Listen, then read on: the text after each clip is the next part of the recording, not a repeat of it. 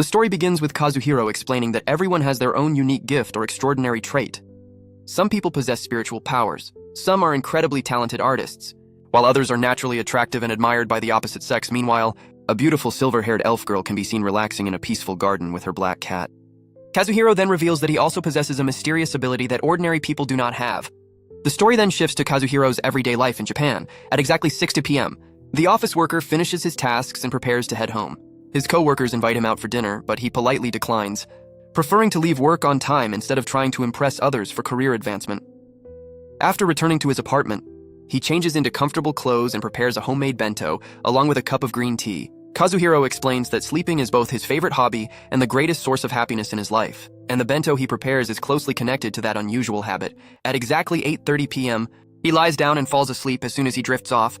His soul seems to float away into a fantasy world. Ever since childhood, he has loved adventure stories so much that he has consistently dreamed about the same fantasy world every single night. When he awakens inside the dream, his body has reverted to that of a teenage boy standing in the middle of a breathtaking forest. He checks his magical bracelet, which shows that it is now 7 a.m.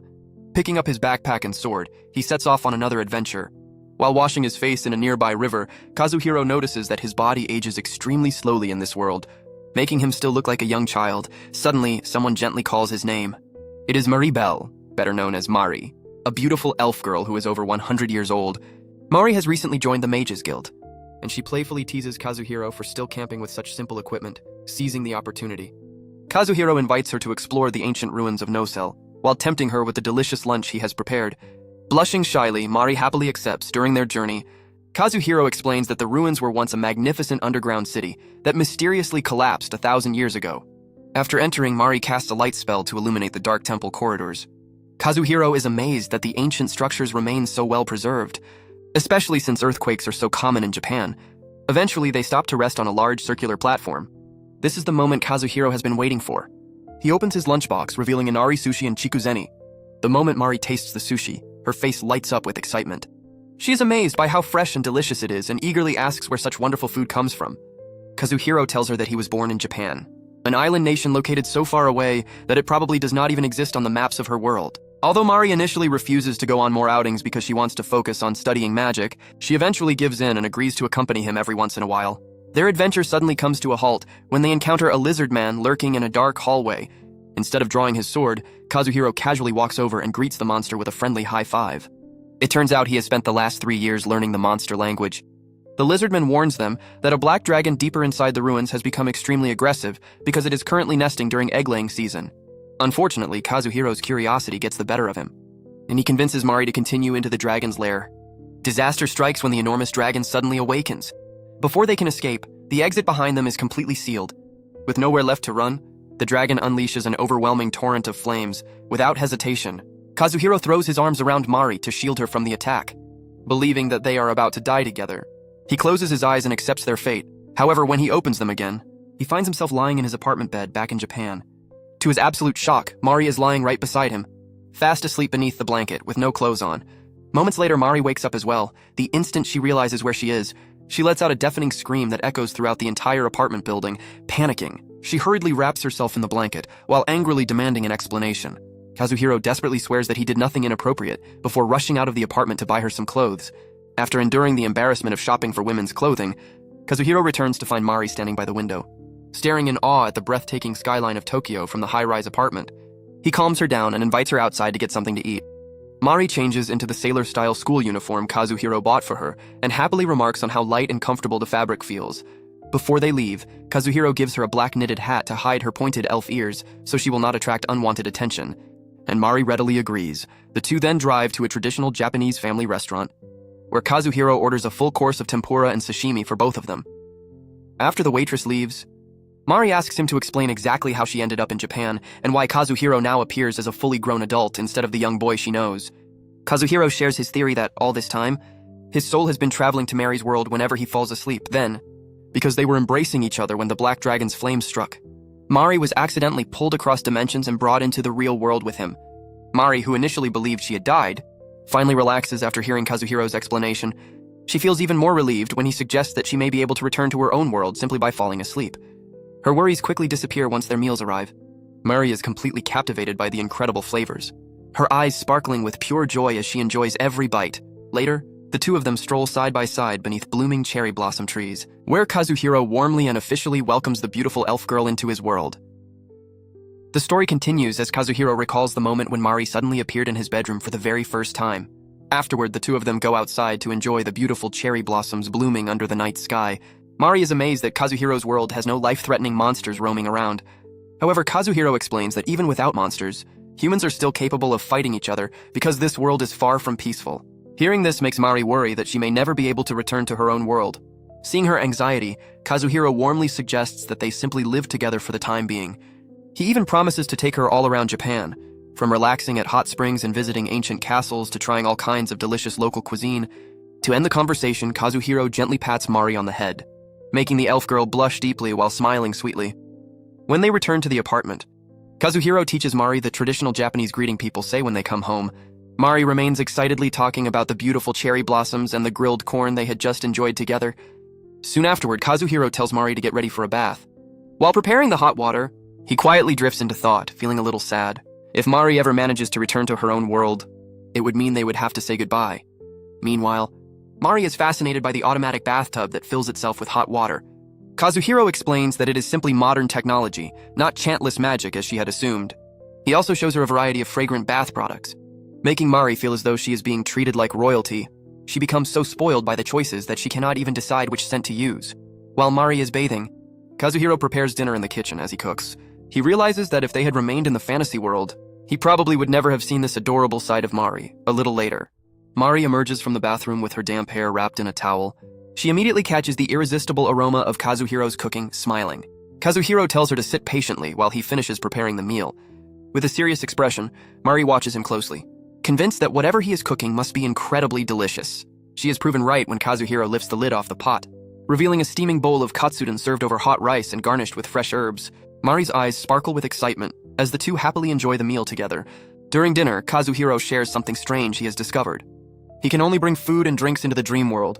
Every other object, such as a wristwatch or flashlight, always fails to cross over. Because of this, he begins wondering if he has been given some secret mission. He even jokingly imagines that perhaps his homemade bento has some hidden purpose.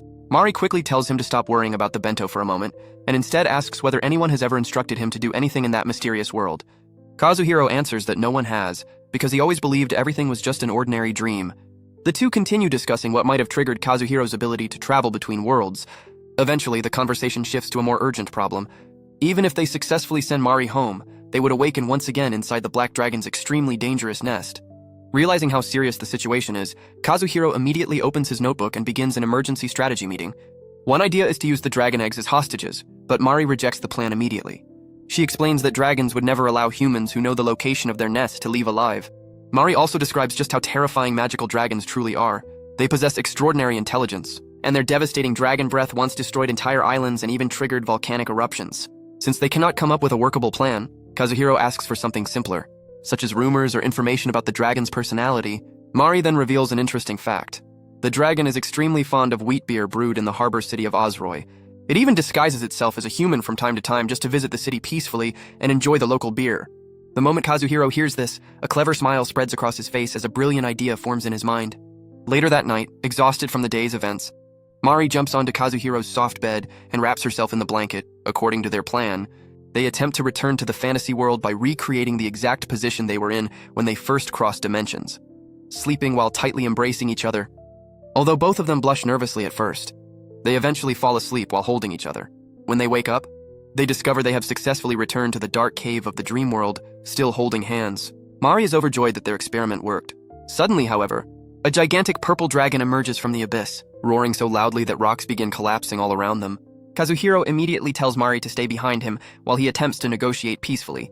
He politely introduces himself and asks the dragon to spare Mari's life. As a gesture of goodwill, he pulls out a chilled bottle of beer from his bag. Hoping to calm the dragon guarding its eggs, he explains that the beer comes from the very city the dragon is known to love.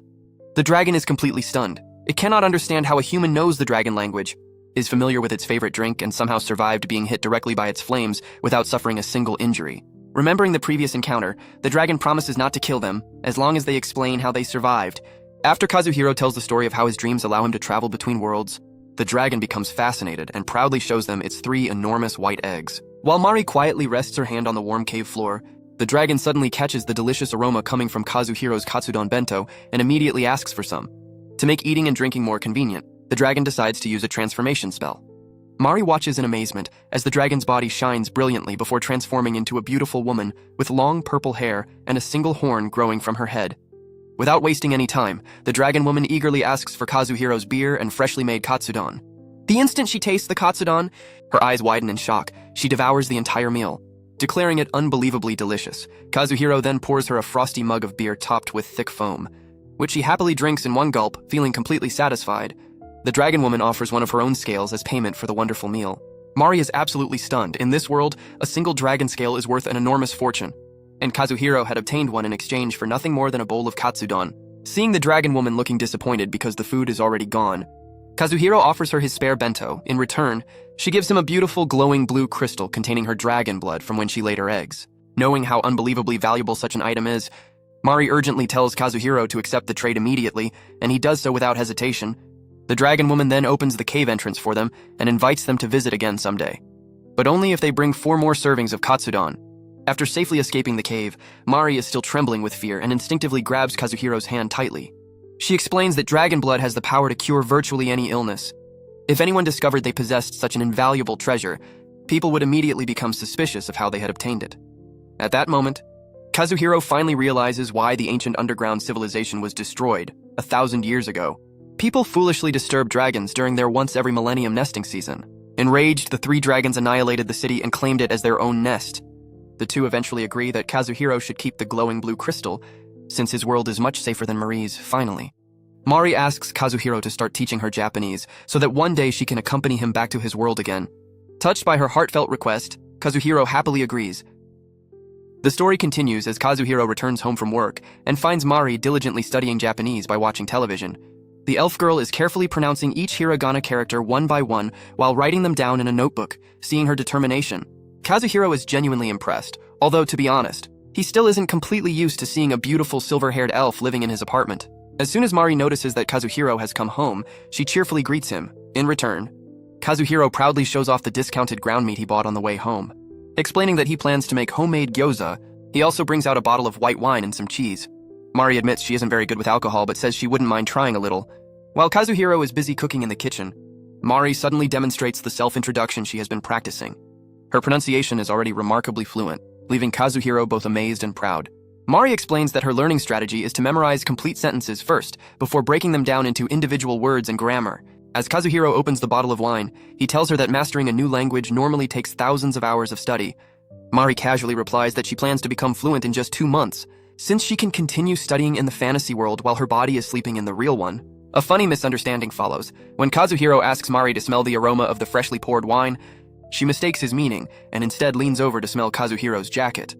Complimenting him on how handsome and dignified he looks, realizing her mistake, the elf girl's face immediately turns bright red with embarrassment. Not long afterward, the freshly cooked gyoza is finally ready.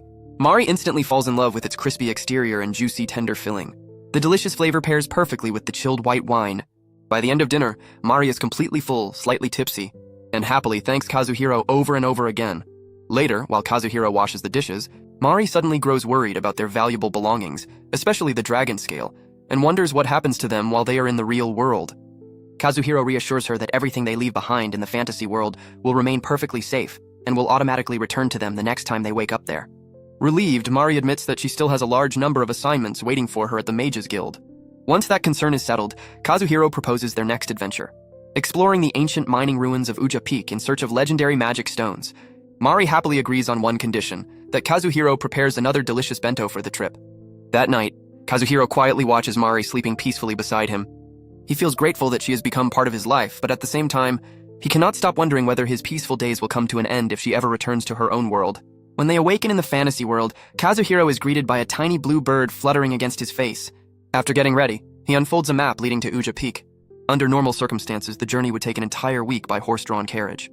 Fortunately, Kazuhiro possesses a unique skill called Ein Train Kwang, which allows long-distance teleportation. Without hesitation, he carries Mari in a bridal-style embrace before leaping into a dark dimensional portal beneath the ground.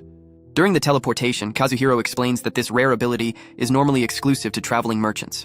It can only be used once a day and requires the user to offer flowers at special travel monuments. After arriving at their destination, Kazuhiro respectfully places a white flower on a small stone monument before the two continue their journey. They soon arrive at the desolate ruins of Uja Peak. Kazuhiro explains that this place was once a prosperous magic stone mine until, 200 years ago, the magical ore mysteriously disappeared, forcing everyone to abandon it, unfortunately. Mari struggles terribly with the scorching desert heat. The elf girl quickly becomes exhausted and spends most of the walk complaining about the temperature. To cheer her up, Kazuhiro points toward a narrow opening in the mountains where a cool oasis awaits them. It becomes the perfect place to rest and enjoy their homemade lunch. Today's picnic consists of instant fried rice mixed with leftover gyoza ingredients from the previous evening. The meal instantly restores Mari's energy. While eating, they compare their status screens. Mari is absolutely shocked to discover that Kazuhiro has already reached level 72. Meanwhile, Kazuhiro is equally impressed that Mari specializes as a hero spirit mage, an extremely rare and highly respected class. Mari then asks about Kazuhiro's own class, Infinite Swordsman, which he jokingly describes as a relaxed fighting style that feels more like tricking people than actually battling. As they continue descending the ancient stone staircase, Mari explains the unique nature of her spirit magic. Her spells rely on contracted spirits as magical mediums. To demonstrate, she summons an adorable little fire lizard spirit that stores extra magical energy for her. Their peaceful journey is suddenly interrupted when a gigantic aquatic reptilian monster called a Koopa bursts out of the water. Reacting instantly, Kazuhiro orders Mari to stay back before cutting down the monster with his Overlord skill. Unknown to the two adventurers, 3 bandits have been secretly watching the battle from an overhead structure. Using a special ability called Steel Eye, the bandit leader notices the valuable red and blue gemstones inside Kazuhiro's bag. Greed immediately fills his mind, and he begins plotting to steal the treasures. At the same time, he cruelly threatens a young cat-eared beastman child who appears to have been forced into serving the bandits. Back below, Kazuhiro and Mari are attacked by another Koopa monster. This time, Mari steps forward, working together with her fire lizard spirit. She casts a powerful fire spear spell that pierces and incinerates the monster with deadly precision. Just as they begin celebrating their victory, Kazuhiro suddenly senses an unfamiliar and highly suspicious presence nearby. Moments later, the cat-eared beastman child appears on a nearby cliff while raising a mysterious blue catalyst stone. The stone releases an overwhelming surge of magical energy, creating a massive vortex in the sky. From within the swirling portal emerges a horrifying giant white worm covered with countless eyes. Just as the terrifying battle is about to begin, Kazuhiro and Mari suddenly wake up screaming in their apartment beds. Breathing heavily and covered in cold sweat, Kazuhiro immediately embraces the frightened elf girl, trying to comfort her after the nightmare that had felt unbelievably real. A little later, the two calm themselves by drinking warm milk in the kitchen. Kazuhiro theorizes that the bandits in the ruins are genuinely targeting them and believes the young beastman child is probably nothing more than an unwilling pawn. Fortunately, all of their fear and anxiety gradually fade when Kazuhiro remembers that today is Saturday. That means they have an entire day off to spend together, smiling. Kazuhiro opens the bedroom curtains and lets the warm morning sunlight pour into the room. Marking the beginning of another peaceful and happy weekend, they can enjoy side by side.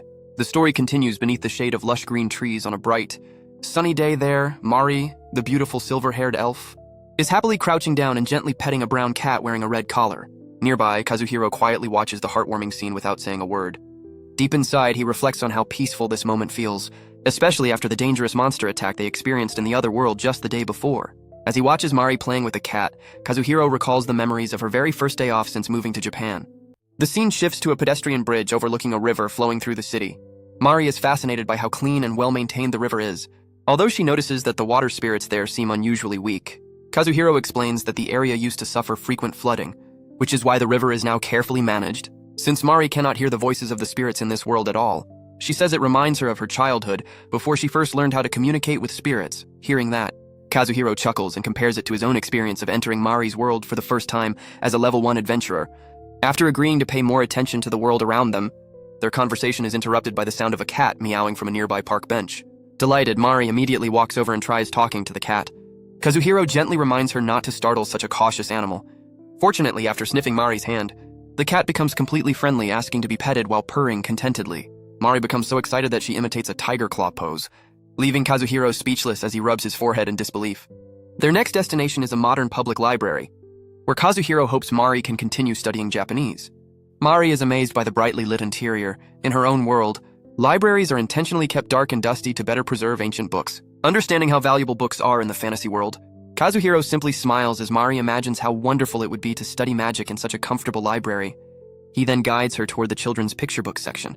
Although Mari initially pouts, believing Kazuhiro is treating her like a child, Her eyes instantly sparkle when she discovers a picture book titled The Black Cat of the Night Kingdom. Since she still cannot read Japanese, Kazuhiro promises to read the story aloud to her that evening. Without hesitation, Mari checks the book out to borrow. At the circulation desk, they are greeted by a librarian named Ichijo Kuroku. Kazuhiro introduces Mari as a relative visiting from overseas. While practicing her Japanese, Mari accidentally addresses the librarian as Kuroku-chan. After Kazuhiro explains that the suffix chan is usually used for adorable young girls, the unexpected nickname embarrasses Kuroku so badly that she blushes intensely before fainting right on top of the counter. Once she recovers and finishes processing Kazuhiro's library card, Kuroku discovers that they actually live in the same apartment building. Still flustered, she happily invites the two of them to have dinner together sometime so she can become friends with Mari. Kazuhiro gladly accepts the invitation. Back at the apartment, Kazuhiro puts on a green apron and begins mixing pancake batter. At the same time, Mari approaches him carrying a rented DVD. She is completely puzzled as to why the smooth round object is called a moving picture when there are no pictures visible on it. Smiling, Kazuhiro simply inserts the disc into the television. The moment the animated movie begins, Mari is absolutely astonished to see a little girl and a fish moving across the screen, as though they were brought to life by magic. Kazuhiro explains that animation is created by displaying thousands of hand-drawn pictures one after another in rapid succession. Not long afterward, thick fluffy pancakes topped with melting butter and sweet syrup are ready. Mari devours them happily, completely enchanted by their soft, fluffy texture. While eating, she excitedly asks Kazuhiro to replay the animated movie from the beginning. He closes all the curtains to darken the room, making it feel just like a real movie theater. When the film shows a traditional Japanese house with a red roof, Kazuhiro tells Mari that his grandfather's home in the countryside looks very similar, promising to take her there on vacation someday. As soon as the movie ends, Mari becomes so excited that she suddenly tackles Kazuhiro onto the bed, sitting on top of him. She enthusiastically praises the incredible world of animation for being able to bring people's imagination directly to life. She then declares that she will study Japanese even harder so she can someday play video games and watch even more anime. With an adorable pleading expression, Mari begs Kazuhiro to play the movie one more time from the beginning. Later that afternoon, while Kazuhiro is cooking ground meat in the kitchen, the apartment suddenly begins shaking. The lights sway gently, and the electricity briefly goes out due to a small earthquake. As Kazuhiro checks the earthquake report on his smartphone, his bedroom door suddenly flies open. Mari comes running out in tears, terrified by the unexpected tremor, and instinctively hugs Kazuhiro tightly from behind. To Kazuhiro's utter shock, she is completely naked. His face instantly turns bright red as he hurriedly tells Mari to put her clothes back on, promising not to peek while she changes. That evening, dinner consists of Japanese curry topped with a sunny side-up egg, accompanied by a glass of wine. Now dressed in her pajamas, Mari apologizes for the embarrassing incident earlier. While Kazuhiro apologizes in return for forgetting to tell her that earthquakes are common in Japan, although the rich spices initially seem a little too strong for her, Mari ends up finishing every bite of the delicious curry while enjoying warm tea after dinner. Kazuhiro mentions that the cuisine from the fantasy world's desert regions also uses plenty of spices. The conversation immediately reminds Mari of the terrifying desert monster they encountered the previous day. Kazuhiro reassures her that if things become dangerous again, they can always escape immediately using his instant teleportation skill. Even so, he still cannot stop thinking about the young beastman child with animal ears who was carrying the mysterious magic stone inside the monster's territory. Mari adds that, according to ancient records, the beastman race possesses a unique talent for controlling magical stones.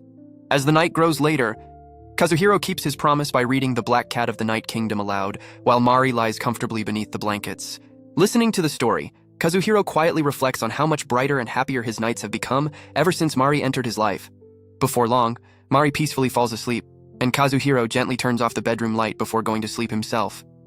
The story continues with a view of the barren rocky cliffs of the fantasy world beneath a clear blue sky. Kazuhiro wakes up on the desert sand and is immediately greeted by Mari, who is already standing nearby with an excited smile, eagerly asking him to continue reading the fairy tale they had started the previous night. Still half asleep, Kazuhiro simply greets her with a yawn. After Mari points out the scorched ground left behind by yesterday's monster attack, the two bump their fists together to activate their party system. A holographic interface appears before them, and Mari explains that they can now communicate over long distances using the party chat feature. The scene then shifts to the young beastman child they had previously discussed. The child sits alone inside a dark stone chamber. Staring blankly into the distance, the story flashes back to the past. Miui's grandfather shows the young cat girl a small wooden box containing a mysterious spirit stone. The moment Miui touches it, the stone begins glowing with a brilliant blue light. Her grandfather laughs happily, realizing that the magical stone has accepted Miui. He explains that their Beastman clan has possessed the rare ability to use high-grade magic stones since ancient times. Sadly, it was these same stones that eventually brought destruction upon their village. The story then returns to the present. Miui is now chained inside an underground prison, crying as she desperately calls out for her grandfather. Outside lies a vast desert dominated by an enormous pyramid and a gigantic canyon filled with suspended buildings. Kazuhiro and Mari have already begun carrying out their plan to rescue Miui, while simultaneously eliminating the bandits. Mari casts the spell Twile, summoning a spirit of light that renders her body invisible. Before they begin the operation, she adorably reminds Kazuhiro to read her another storybook once they return home. Kazuhiro then activates his Overlord skill and nimbly leaps from one suspended building to another. A brief flashback reveals that this entire strategy was carefully planned while the two casually drank tea together in Kazuhiro's apartment. Kazuhiro intentionally allowed the bandits to spot him, so they would move Miui out into the open. Meanwhile, Mari's job is to distract the giant water monster using her contracted spirits. Back in the present battle, Kazuhiro finally locates Miui's position. At the same time, Mari summons 10 tiny fire lizards across the desert sands before launching a fire spear spell into a nearby palm tree as a signal.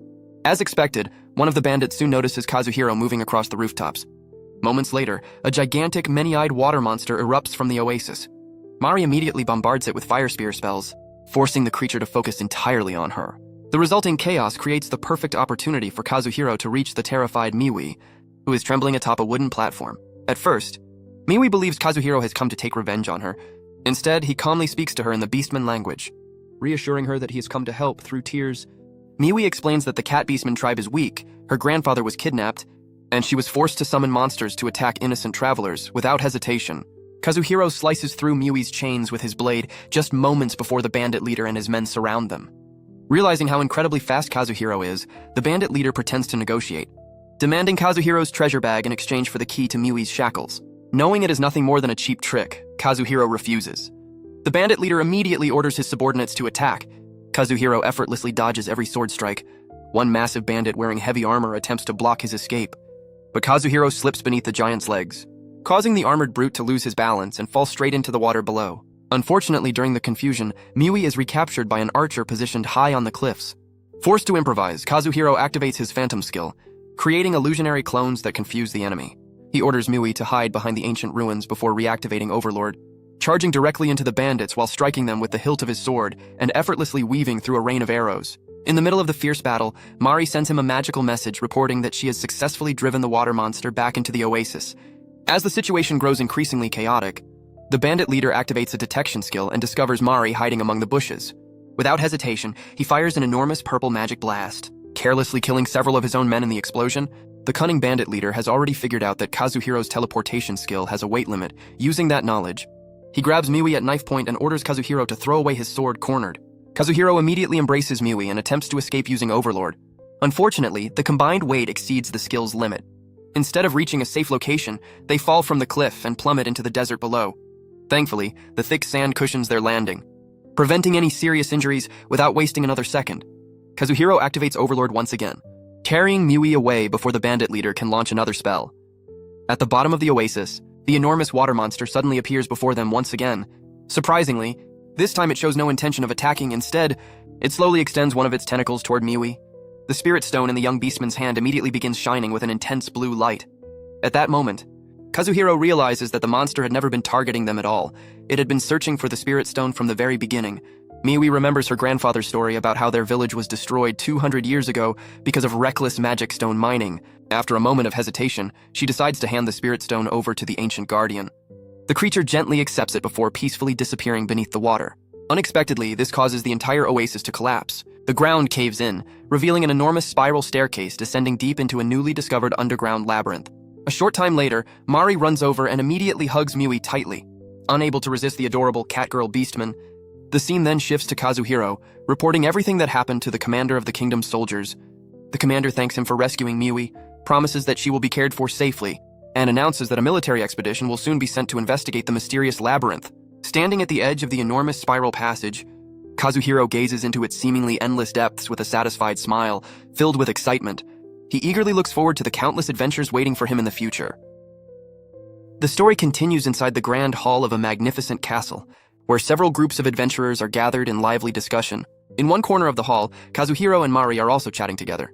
From the conversations around them, they learn that the kingdom's nobles have just dispatched an investigation team into the underground labyrinth in search of hidden magic stones. Mari comments that if those legendary magic stones truly exist, the kingdom would become unimaginably wealthy. Meanwhile, Kazuhiro points out that they are fortunate to have already received permission to explore the labyrinth, despite being outsiders.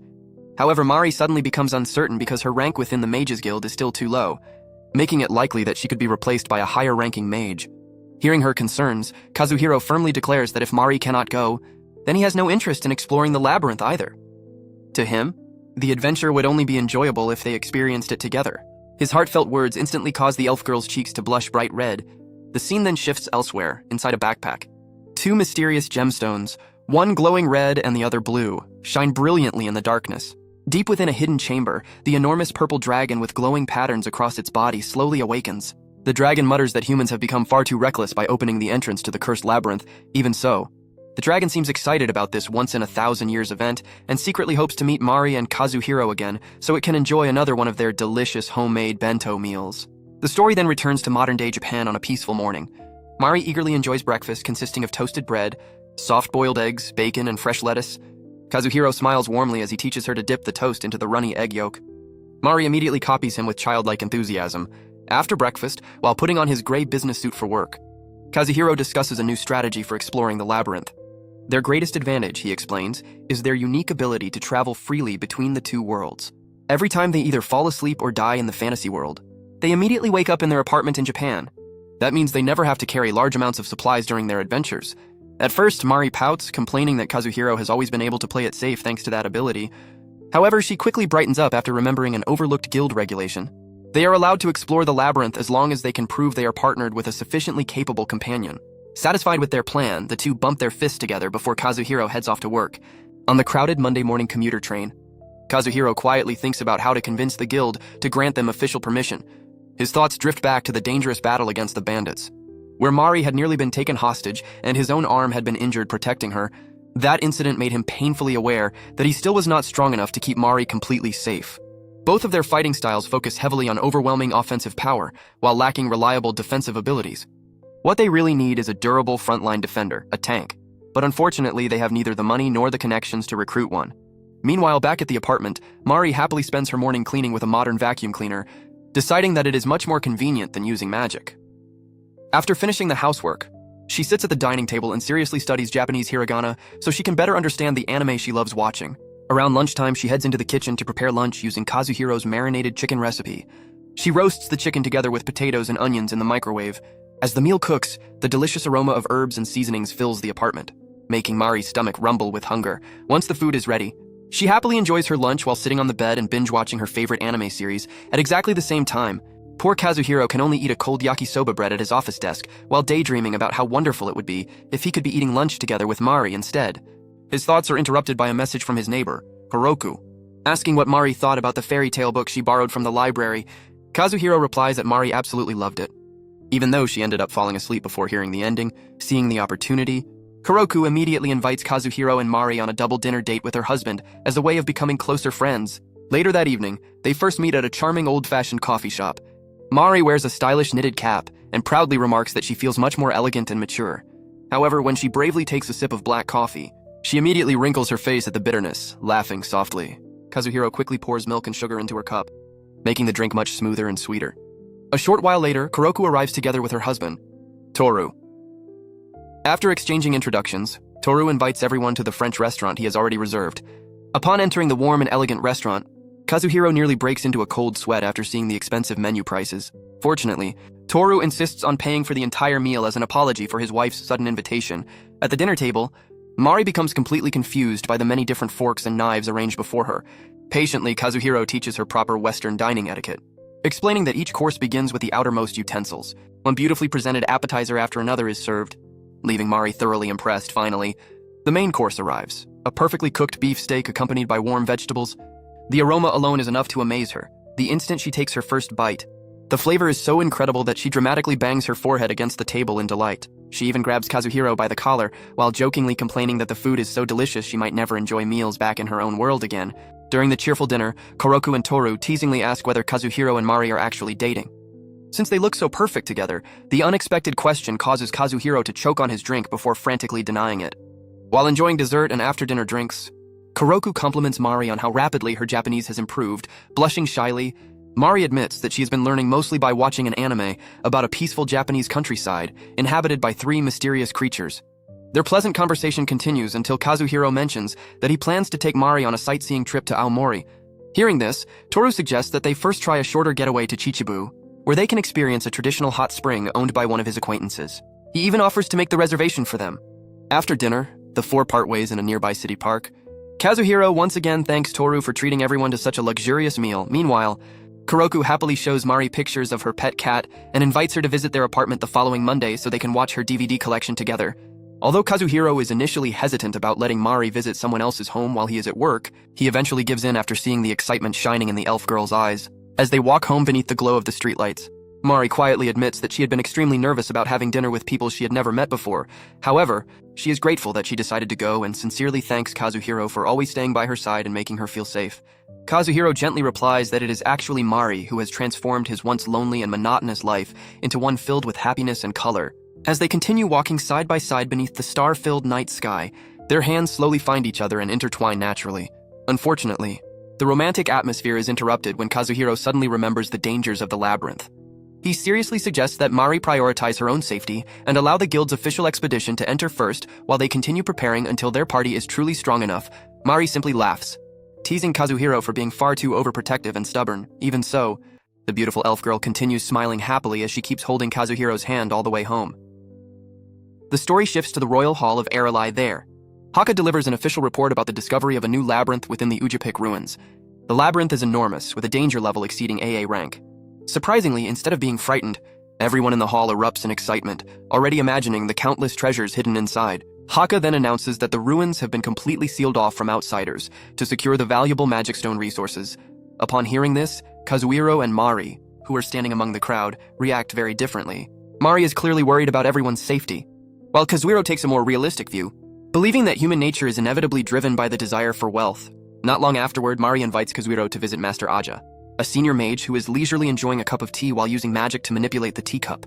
Master Aja immediately recognizes them as the discoverers of the labyrinth. Interestingly, the old wizard also notices that Kazuhiro's appearance is unusual and not entirely native to this world. Instead, he resembles the characteristics of the legendary Russ elves. During their casual conversation, Kazuhiro wisely explains that they have no intention of exploring the labyrinth anytime soon. The reason is simple: their party is still too small, and Mari must first obtain official authorization from the Mage Guild. In the middle of their discussion, Haka arrives and hands them an official exploration permit, while reminding them to proceed with caution. The meeting ends on an awkward yet humorous note as the people around them begin teasing Kazuhiro and Mari, spreading rumors that the two are already living together before leaving. Kazuhiro suggests that Mari change into Aralai's bright red local clothing to stay cool in the warm weather. Afterward, they visit Miwi, who has fully recovered from her injuries. Their purpose is to help Haka translate the language of the cat-like beast folk while also testing a newly discovered blue crystal magic stone. Inside a dimly lit room, Miwi carefully touches the crystal miraculously. The stone undergoes a purification process. Its glow changes from blue to a brilliant green, and its physical form transforms into a magic catalyst. Miwi confirms that the stone's texture and scent are identical to the magic stone she once possessed, although its magical energy is far weaker. Meanwhile, at the Mage Guild, an emergency meeting is being held regarding the closure of the Ujapik ruins. Since Mari's magical rank is considered insufficient to lead such a dangerous labyrinth expedition, a heated debate breaks out over who should represent the guild. A green-haired mage wearing dark sunglasses named Sven confidently volunteers for the role. Secretly, however, he plans to seize every treasure inside the labyrinth for himself.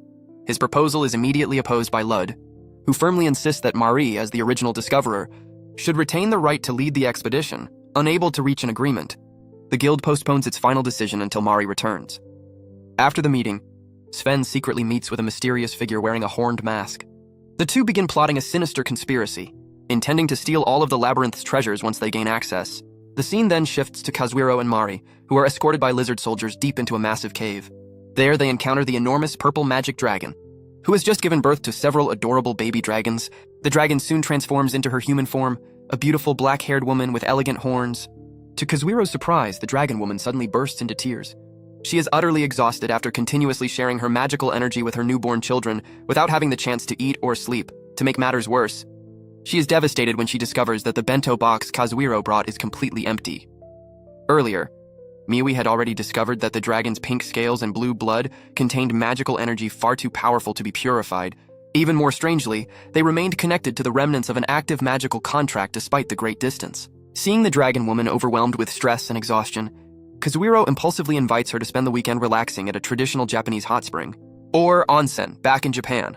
The unexpected invitation instantly fills the dragon with excitement. Although Mari scolds Kazuhiro for making such a reckless and poorly thought-out proposal, the vacation plan ultimately goes ahead before leaving. Everyone returns to their respective worlds to finish their remaining work and guild duties. When Mari finally arrives home, she discovers a beautifully wrapped package from Kazuhiro inside. She finds a complete set of bathing supplies along with a promotional brochure for the Honshinoyu Onsen, everything they need to prepare for their exciting weekend getaway. The story continues at dusk in an ancient ruin. Sven, the green-haired man, and his partner wearing a skull mask secretly spy on Kazuhiro and Mari as they enter the ruins. Sven cannot understand why they would bother exploring an abandoned site known as one of the region's 7 wonders. As Kazuhiro and Mari venture deeper inside, they encounter a lizard man, however, instead of fighting. Kazuhiro casually gives the monster a friendly high five, watching from the shadows. Sven is completely stunned because he had always believed the lizard man was a savage wild monster. A short while later, Kazuhiro and Mari pass through a corridor guarded by 2 gigantic stone statues. Sven's companion nervously warns that they are ancient killing weapons. Miraculously, the 2 walk straight through without triggering any attack. Curious, Sven secretly observes the area using his magic. He spots 3 tiny purple baby dragons, but nearly has a heart attack when the massive purple dragon, Widra, suddenly stares directly back at him. Having been discovered, the guardian stone statues immediately come to life and attack Sven and his companion. Fortunately, they manage to escape by activating a teleportation scroll just moments before being crushed by the statues.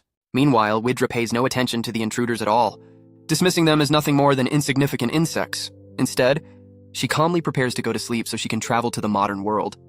After escaping safely, Sven finally realizes that the creature he saw was the legendary magic dragon. This revelation only makes him even more curious about Kazuhiro's true identity. The scene then shifts to Kazuhiro's room in Japan. As soon as he wakes up, he lets out a terrified scream when he discovers Widra, now in the form of a beautiful woman without clothes, sleeping beside him on his right while Mari is sleeping on his left. Kazuhiro's scream instantly wakes Mari, who also panics upon seeing Widra. Surprisingly, the dragon remains completely calm and is instead fascinated by this modern world that has no magic. When Widra tries on one of Kazuhiro's white shirts, the buttons cannot be fastened because of her generous figure. Seeing this, Mari hurriedly orders Kazuhiro to close his eyes. Holding up a Tokyo travel magazine, Mari lectures Widra that she must wear proper clothes and hide both her horns and tail if she wants to go sightseeing. During this conversation, Mari suddenly realizes that Widra can actually understand the elven language and has secretly understood every conversation they have had all this time. Without hesitation, Widra uses particle magic to transform her horns and tail into an elegant black dress and stylish hair accessories. Although Mari is amazed by the dragon's graceful appearance, she continues making sure Kazuhiro does not sneak a peek. Once everyone is ready, the 3 of them set off for a road trip by car. Widra is captivated by the towering skyscrapers lining the streets. Ironically, Mari seems even more excited than the dragon herself. The young elf blushes with embarrassment when Kazuhiro reminds her how amazed she had been the first time she saw tall buildings. During the drive, Widra asks them to stop being so formal and simply call her by her name without adding the title dragon, making the atmosphere much more relaxed. Later, Kazuhiro asks Mari to hand out the onigiri he prepared. Widra immediately falls in love with the tuna mayonnaise flavor, while Mari prefers the okaka variety. Widra enjoys it so much that she even tries to steal Mari's portion, only to be firmly scolded for being too greedy. After arriving in a beautiful mountain region, Widra eagerly wants to sample the local food. Before that, however, Kazuhiro reminds Mari that they need to hide her pointed elf ears. Mari initially plans to wear her usual black knit cap, but Widra considers it inconvenient instead. She uses magic to braid Mari's hair so perfectly that her long ears disappear completely beneath it. Overjoyed, Mari immediately hugs Widra to thank her. As they continue sightseeing, Kazuhiro buys them a local snack called miso potatoes, fried potato skewers coated with sweet and savory miso sauce. Both Mari and Widra quickly become addicted to the delicious flavor.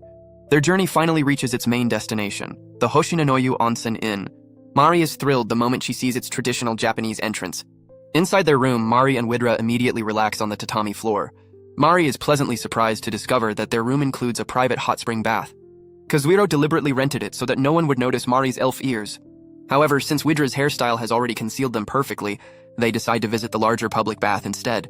Dressed in yukata, the 3 happily head toward the bathing area. Inside the women's bath, Mari teaches Widra the proper etiquette of washing before entering the hot spring. Mari becomes nervous because she has to undo her braided hair while washing, but Widra reassures her and promises to shield her so no one will notice her elf ears. Widra even teases Mari enough to make her blush before the 2 of them finally sink into the soothing hot spring water. While relaxing in the bath, Widra casually asks about Mari's plan to enter the ancient labyrinth. Mari is caught completely off guard and wonders how the dragon knows about confidential guild matters. Without any guilt, Widra admits that she has been secretly listening through the dragon scale she previously gave them, because she worried someone might try to exploit them. She also remarks that she never expected Mari to grow so close to a human.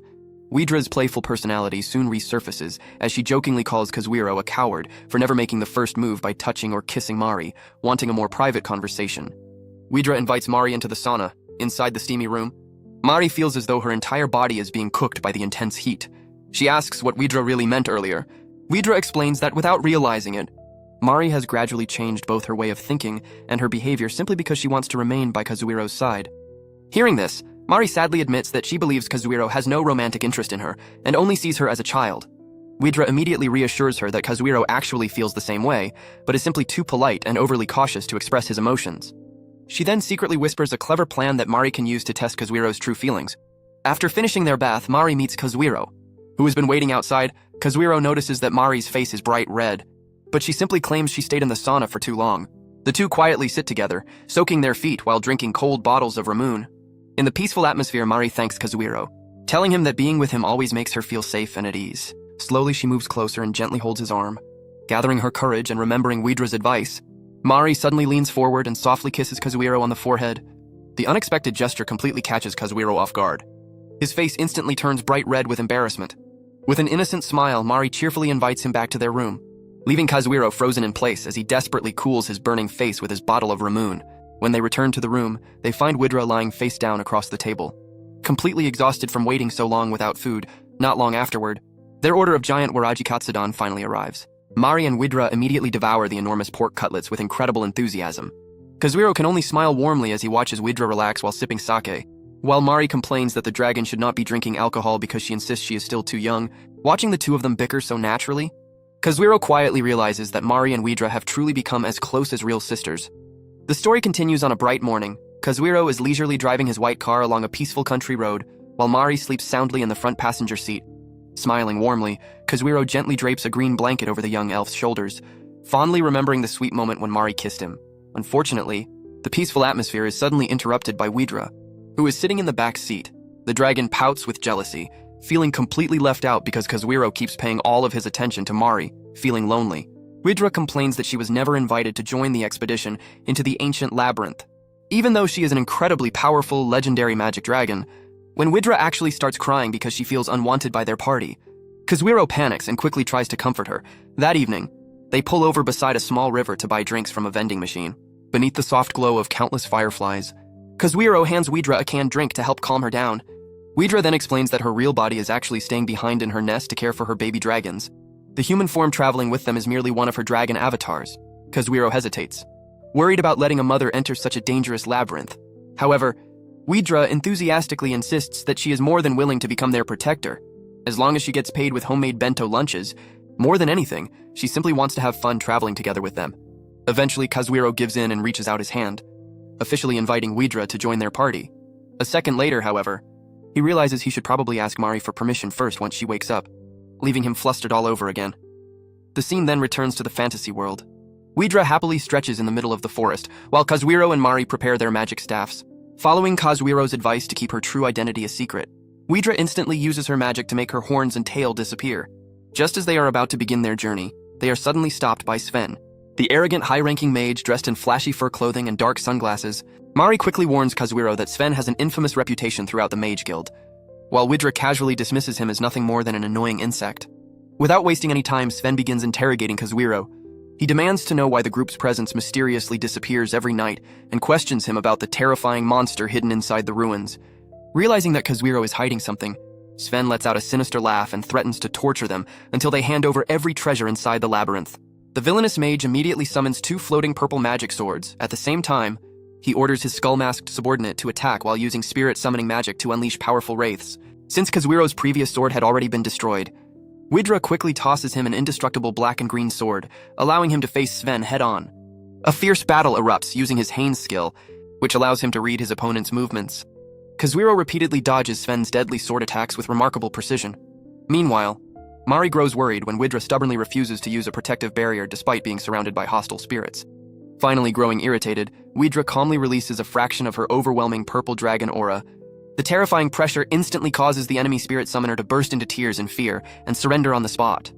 At the same time, Kazuhiro carefully analyzes the weakness of Sven's oracle ability. He realizes that if Sven repeatedly relies on the same predictive technique, his attacks become increasingly easy to anticipate. Growing desperate, Sven launches a reckless assault with spinning purple energy discs before leaping into the air for a finishing strike. However, Kazuhiro calmly takes advantage of the opening, effortlessly evades the attack, and delivers a devastating kick straight into Sven's face. The arrogant mage crashes to the ground unconscious.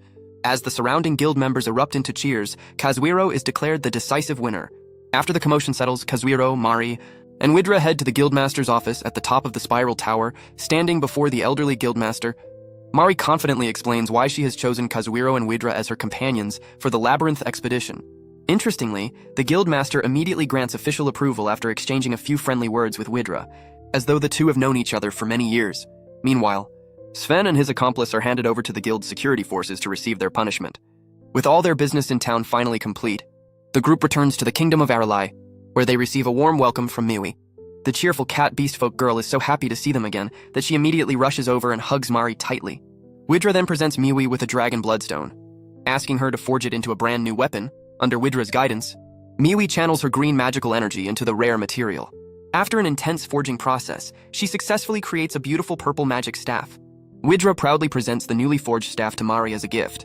The thoughtful present fills every member of the party with smiles, marking the perfect beginning of their greatest adventure yet as they prepare to embark on a full-scale expedition toward the mysterious pyramid rising from the heart of the desert. The story continues with Kazuhiro and Mari standing at the edge of a massive oasis, which has now been equipped with a spiral staircase leading down into the underground labyrinth. Kazuhiro is amazed at how rapidly the area has developed. Mari explains that the oasis has officially been designated as the base camp for all expedition teams. Kazuhiro suggests taking a look around the newly established marketplace, while Widra decides to stay behind and guard their tent. Being her mischievous self, Widra can't resist teasing the two of them, telling them to go on a date and hold hands while they're at it. Her playful remark instantly makes Mari blush bright red, and she hurriedly denies it in embarrassment. When they arrive at the marketplace, they overhear two dishonest merchants discussing how they plan to profit from the rumors about the first expedition team that mysteriously disappeared inside the giant labyrinth. A few moments later, Kazuhiro and Mari approach one of the stalls to buy a tent and some tea. Instead of serving them politely, the merchant rudely chases them away. Assuming they are nothing more than a couple of children, annoyed by his attitude, Mari immediately presents her official documents, proving that she is the authorized representative of Aralai. Even then, the greedy merchant stubbornly tries to overcharge them with outrageous prices. Just then, a green-haired man named Zira steps in.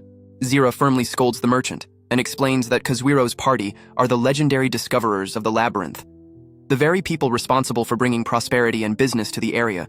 Thanks to Zira's subordinates, Kazuhiro's large tent is assembled within minutes, complete with luxurious furniture inside. Not long afterward, Dola, the captain of the Underlucid expedition team, stops by to present them with Aralai tea as a welcoming gift. Interestingly, as soon as Dola leaves, Zira's subordinates immediately begin teasing their captain, revealing that he secretly has a huge crush on her. Embarrassed by the relentless teasing, Zira's face turns bright red, and he quickly orders everyone to get back to work. That evening inside the tent, Mari happily relaxes on the soft bed while praising the high-quality furniture that Zira lent them. When she asks where Widra has gone, Kazuhiro explains that the dragon has decided not to return to Japan that night. Instead, Widra chooses to spend the evening relaxing beneath the star-filled sky while quietly watching over the other expedition teams. The next morning, Kazuhiro and Mari wake up in their apartment in Japan. To their surprise, the bottle of Aralai tea has somehow traveled back to the real world after being tucked beneath Mari's pillow. Mari is overjoyed as she breathes in the tea's wonderfully fragrant aroma. To celebrate, Kazuhiro invites Mari to spend the day shopping for ingredients and cooking authentic Japanese food together. Since it also happens to be his day off, the two leisurely head to a supermarket to buy carrots, beef, and other ingredients, trying to save money. Kazuhiro cleverly chooses imported beef that happens to be on a 20% discount. After shopping, they stop at a nearby park, where they pet a friendly cat while enjoying ice cream together. During this peaceful moment, Kazuhiro begins to suspect that Widra intentionally stayed behind in the fantasy world to give the two of them some private time alone. Back in the kitchen, Mari confidently grabs a kitchen knife and insists on preparing the meal herself. Kazuhiro watches nervously, and his concerns quickly prove justified. The moment Mari starts chopping onions, her eyes begin to sting badly. She bursts into tears and adorably asks Kazuhiro to wipe away her tears for her. Before long, their homemade meal is finally finished, filling the apartment with a mouth-watering aroma. Kazuhiro then travels back to the fantasy world to pick up Widra. who is quietly sitting beside a campfire with the elegance of a professional butler. He formally invites the dragon to taste the special meal Mari has prepared. Although Widra initially pretends to be too proud to accept, she eventually gives in and allows Kazuhiro to pull her by the hand back to Japan. The moment she arrives at the apartment and takes her first bite of the homemade Japanese curry, Widra lets out an excited scream of delight. She loves it so much that she asks for multiple refills. While washing the dishes afterward, Kazuhiro mentions that Japan is currently entering its long holiday season known as Golden Week. Mari excitedly shows Widra a May calendar packed with national holidays. As they begin planning a vacation, Kazuhiro plays a video of the Shinkansen on his tablet. Widra is absolutely amazed by the incredible speed of Japan's famous bullet train. Unfortunately, her cheerful expression instantly disappears when she notices that Kazuhiro is only holding 2 train tickets. Kazuhiro and Mari gently explain that this trip is reserved for just the 2 of them because they are visiting Kazuhiro's grandfather in Aomori. Hearing this, Widra immediately bursts into tears. Feeling completely abandoned in the end, Kazuhiro has no choice but to promise that he will definitely bring her along on their next vacation, finally calming the dragon down back in the fantasy world. The 3 of them visit the military command tent to say goodbye to Commander Hakam and Master Aja. There, Master Aja displays a glowing green magical projection of the labyrinth map across his desk. Meanwhile, Hakam provides them with green magical communication devices to use for emergency contact during the expedition. Since every official expedition party is required to have a team name, Kazuhiro officially names their group Team Amethyst. Their long-awaited exploration finally begins. Kazuhiro, Mari, and Widra make their way toward the labyrinth's entrance, where long lines of soldiers are already waiting to enter as the last team to head inside. Mari proudly unveils her newly forged magic staff and casts a spell to summon a spirit of light named Labor. Illuminating the path ahead, while descending the steep staircase, the group discovers a gigantic mural covered in ancient runes carved into the wall. Thanks to her knowledge of history, Mari is able to decipher its meaning. The mural tells an ancient myth dating back to the Age of Eternal Night, before humanity ever existed. It describes the downfall of the monsters following a devastating assault by arrows of light fired from the morning star. When they finally reach the bottom of the labyrinth, they are surprised to find the entire area completely deserted. It soon becomes clear that every monster has already been wiped out by the expedition teams that entered ahead of them. As Kazuhiro grumbles about having nothing left to practice his swordsmanship against, Widra suddenly points her enormous sword at him, her crimson eyes glowing fiercely without warning. The purple dragon launches a full-force attack on Kazuhiro. She claims that she simply wants to help him train, but in reality, Widra is just venting her frustration over being left behind when Kazuhiro and Mari plan to ride the Shinkansen without her. The story continues with Kazuhiro still fast asleep. Suddenly, his face is tickled by the fluffy red and black tail of Widra, who has disguised herself as a black cat with bright orange eyes. Kazuhiro wakes up with a start. Meanwhile, Mari, who is also awakened, is absolutely delighted by the adorable cat and immediately picks her up in her arms. As it turns out, Kazuhiro remembers that Widra once explained that this cat is her familiar, a magical creature that shares her senses. She intentionally sent it to accompany them on their vacation in the real world as a substitute for her true body. Kazuhiro opens the curtains, greeting the beautiful sunny morning as they prepare to begin another day of adventure. Their trip officially starts when they arrive at the incredibly crowded Tokyo station. Packed with a sea of commuters, since the station is enormous and confusing like a maze, Kazuhiro takes Mari's hand so they won't get separated. The unexpected gesture instantly makes the young elf blush as she shyly clutches the sleeve of Kazuhiro's jacket. While shopping for ikuben, boxed meals sold at train stations, Mari is amazed by the incredible variety of bento boxes and even playfully asks Widra's cat for recommendations. Before long, Japan's famous green Shinkansen bullet train arrives. Mari's eyes sparkle with excitement as she finally sees the real train, which is even larger and more impressive than it looked in photographs. As the train races across the countryside, Mari spends the entire journey gazing out the window at the passing cityscape, not wanting Widra to miss the scenery. She carefully turns the cat's travel capsule toward the window as well. When lunchtime arrives, Kazuhiro opens a colorful makunuchi bento for Mari and a simple shumai bento for himself. After tasting the tamagoyaki, Mari instantly falls in love with Japanese cuisine and even feeds little bites to Widra through the opening of the travel capsule. A sweet moment follows when Kazuhiro playfully offers Mari one of his shumai dumplings. She shyly accepts it, leaving both of them blushing with embarrassment. After finishing lunch, Mari peacefully falls asleep in her seat, watching her sleep. Kazuhiro finds himself reminiscing about his childhood, remembering when he moved into his grandfather's house during the 5th grade. His nostalgic thoughts are interrupted when the train arrives at Hirosaki Station, where the air is noticeably colder. From there, they board a local country bus that passes through vast cabbage fields. As the bus rounds a bend, Mari gasps in amazement at the breathtaking sight of snow-covered Mount Iwaki, rising behind fields of bright yellow flowers. The beautiful scenery reminds Kazuhiro of another childhood memory, when his grandfather gave him a pink umbrella-shaped chocolate, as if by magic. Mari suddenly taps Kazuhiro on the cheek and offers him a pink umbrella chocolate that looks exactly the same. The coincidence brings a warm smile to Kazuhiro's face as he happily eats it. When they arrive at the bus stop near a shrine, they get off and allow Widra's cat to walk freely on the ground. As they stroll along the peaceful countryside path, Mari teases Kazuhiro, saying that he hasn't changed at all since childhood because he still loves falling asleep everywhere. Along the way, Widra's cat is startled by the loud mooing of a nearby cow and immediately jumps into Mari's arms in fright. A short while later, they arrive at a large traditional Japanese house. Kazuhiro's grandfather warmly welcomes his grandson home after such a long time. After entering, Mari politely introduces herself. While Kazuhiro awkwardly presents a box of Tokyo banana sweets as a souvenir, the gift is respectfully placed beside the family altar, dedicated to Kazuhiro's late grandmother. Suddenly, Kazuhiro's grandfather compliments Mari's beautiful white hair, saying that she looks exactly like a fairy, or even an elf from a dream. His surprisingly accurate guess leaves both Kazuhiro and Mari completely stunned as they exchange nervous glances. After paying their respects at the family altar, Mari excitedly explores the beautiful wooden house, saying it feels just like something from an anime. She even secretly hopes to find a mystical creature hiding behind one of the sliding closet doors. Unfortunately, all she finds is an ordinary empty storage compartment. Next, Kazuhiro shows Mari his old bedroom, which contains a hidden crawl space leading beneath the house, with sparkling eyes. Mari eagerly crawls into the dark passage while sending Widra's cat ahead as the scout. Only seconds later, she lets out a terrified scream and hurriedly crawls backward after spotting several glowing red eyes staring at her from the darkness. Even Widra's cat becomes so frightened that it jumps onto Mari's head. The commotion finally ends when Kazuhiro's grandfather calls everyone to dinner. The three of them enjoy a delicious hot pot meal together. As a thoughtful gift, Mari receives a beautifully handcrafted traditional coin purse sewn by Kazuhiro's grandfather himself. After helping wash the dishes, Kazuhiro invites Mari out for a nighttime walk to help sober up after drinking a little sake. Under the light of the full moon, Mari suddenly finds herself surrounded by dozens of glowing yellow spirits floating gently through the air. It turns out that this is the very first time she has successfully summoned spirits in the human world after sincerely casting her spell in Japanese. Kazuhiro watches in amazement and thanks her for the beautiful sight. The conversation soon takes a hilarious turn when Mari mentions how Kazuhiro's grandfather keeps calling him Kazuhiro. Only then does Kazuhiro finally confess that Kazuhiro is actually his real name.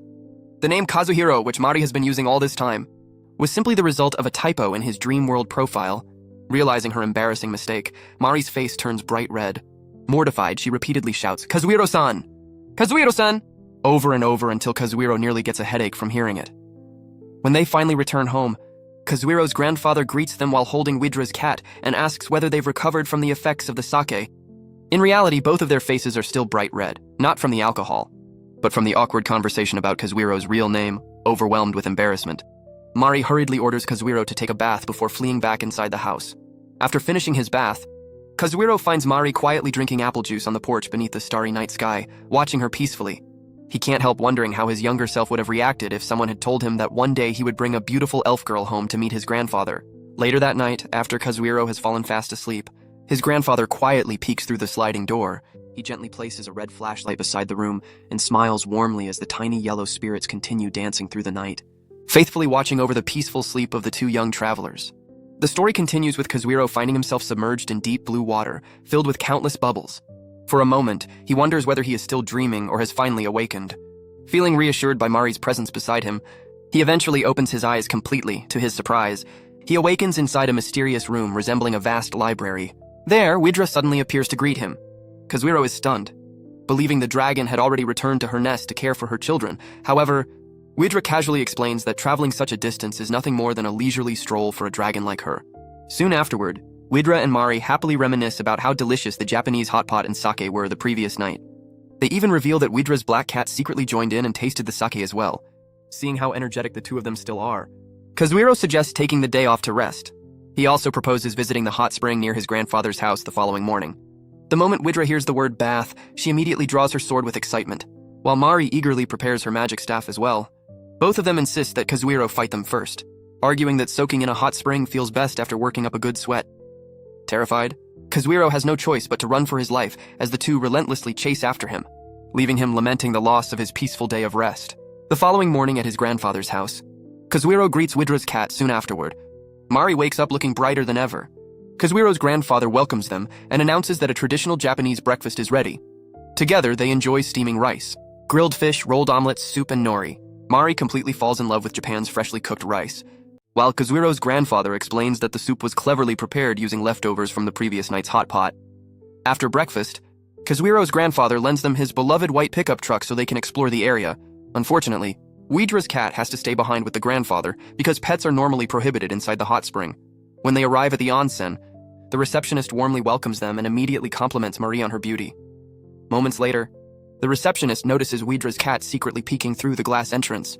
Thinking that a cat who loves hot springs is such a rare and adorable sight, the receptionist grants special permission for the cat to come inside. Mary happily relaxes in the natural hot spring, while Ouidra's cat soaks peacefully inside a small wooden tub with a cooling towel resting on its head. Before long, 3 elderly local women enter the bath. They adore Ouidra's cat and begin chatting casually with Mari in the local dialect. Later, in the waiting lounge, Kazuhiro is quietly playing games on his phone when Mari and Ouidra's cat join him, beaming with pride. Mari happily demonstrates the local Tsugaru dialect she has just learned from the elderly women. Her adorable enthusiasm makes Kazuhiro smile. The trio then climbs into the white pickup truck to continue exploring Aomori. Along the way, they even wave cheerfully to Kazuhiro's grandfather and a cow standing on a nearby green hill. Their next destination is a beautiful park overflowing with blooming cherry blossoms. Mari is surprised because she remembers the cherry blossoms in Tokyo had already fallen. Kazuhiro explains that Aomori's cherry blossoms bloom later than those in Tokyo. He then invites Mari and Ouidra's cat to take a selfie together. Mari is startled when she sees her own face appear on the phone screen, believing it to be some advanced magical projection device, laughing. Kazuhiro explains that photographs exist to preserve precious memories. Curious, Mari decides to take pictures herself. She becomes so absorbed that she accidentally leans extremely close to Kazuhiro, causing him to blush once again. Their next stop is the famous red bridge beside Hirosaki Castle. While taking photographs, Mari suddenly notices tiny cherry blossom spirits floating around her, spirits that unfortunately remain invisible to Kazuhiro. Inside the castle museum, Mari's attention is immediately drawn to the display of ancient Japanese firearms. Using her sharp intellect, she carefully analyzes their design and concludes that such weapons could dramatically increase attack power. When Kazuhiro realizes Mari is already considering recreating firearms in the fantasy world, he immediately breaks into a cold sweat and hurriedly forbids such a dangerous idea. As they continue exploring, Kazuhiro suddenly notices that Ouidra's cat has disappeared. They soon find the little dragon cat pressed against a display case filled with beautifully crafted katana swords. Standing beside it, Mari is equally fascinated by the collection. Kazuhiro can only shake his head at how obsessed these two visitors from another world have become with weapons. Afterward, Mari studies a scale model of Hirosaki Castle and praises the brilliance of Japan's defensive architecture, which was specifically designed to lure enemies into vulnerable low ground. Standing beside one of the castle windows, Kazuhiro quietly slips into nostalgia. He remembers visiting this very castle with his grandparents as a child, making him deeply grateful to have returned to Aomori once again. Later, the two sit together on a park bench, sharing freshly made takoyaki while they eat. Mari intentionally stares at Kazuhiro from an incredibly close distance to see whether he would ever grow tired of looking at her. Once again, Kazuhiro turns bright red. Their conversation naturally drifts toward the hilarious way they first met only a month earlier, when Mari had unexpectedly appeared on Kazuhiro's bed without any clothes, although only a month has passed. They both feel as though they have shared years of unforgettable memories together. Suddenly, a gentle gust of wind sends cherry blossom petals swirling through the air. For just an instant, Kazuhiro catches sight of a cherry blossom spirit hovering beside Mari. Noticing a single petal resting gently on her lips, Kazuhiro slowly leans closer and softly kisses Mari beneath the falling cherry blossoms. That evening, back at his grandfather's house, Kazuhiro relaxes in a bath filled with floating red apples. Mari kindly brings him the towel he forgot, standing outside the bathroom door. The atmosphere quickly turns awkward as they begin talking about the kiss they shared earlier that day. Blushing, Mari quietly asks whether Kazuhiro has ever kissed anyone else before, his face already bright red from the hot water. Kazuhiro honestly admits that Mari was his very first kiss. Hearing that answer fills Mari with relief. She shyly explains that kissing does not exist as a custom in her village either, making it her first kiss as well. Unable to hide her embarrassment any longer, she hurriedly runs away with a bright red face. Later in the kitchen, Mari happily washes the dishes while smiling to herself. Kazuhiro's grandfather, who has been quietly watching the two of them, comments that they seem as naturally close as childhood friends. Panicking, Mari struggles to come up with an excuse that will keep the secret of their interdimensional travels hidden. Instead, Kazuhiro's grandfather invites her into the living room and shows her an old photo album containing pictures of 14-year-old Kazuhiro. With a sorrowful expression, he explains that after Kazuhiro's mother passed away, his grandson became withdrawn, lost interest in life, and spent most of his days sleeping. The grandfather sincerely thanks Mari, telling her that she has brought Kazuhiro's smile back. A tiny cherry blossom spirit quietly appears above Mari's head, deeply moved. The young elf hugs Kazuhiro's grandfather, while tears of happiness stream down her face. Having just finished his bath, Kazuhiro accidentally overhears their warm laughter and feels genuinely happy seeing how close the two have become. However, the moment he walks into the room, he suddenly screams in panic. Mari's long elf ears are completely exposed without anything covering them. Rather than panicking to hide the secret, Mari and Kazuhiro's grandfather burst into laughter at Kazuhiro's hilariously exaggerated reaction. The following day, their unforgettable vacation finally comes to an end. At Shinamori Station, Kazuhiro and Mari say goodbye to his grandfather before boarding the Shinkansen back to Tokyo. Mari gives the old man a heartfelt hug before they part ways. Inside the train, Kazuhiro looks at Mari with relief and happiness. Realizing that there is finally someone else in the real world who knows, and wholeheartedly accepts, her true identity as an elf. As the story comes to a close, Kazuhiro and Mari walk hand in hand along a riverside beneath the evening sky, chatting peacefully about the hot pot dinner they plan to enjoy together once they arrive back home.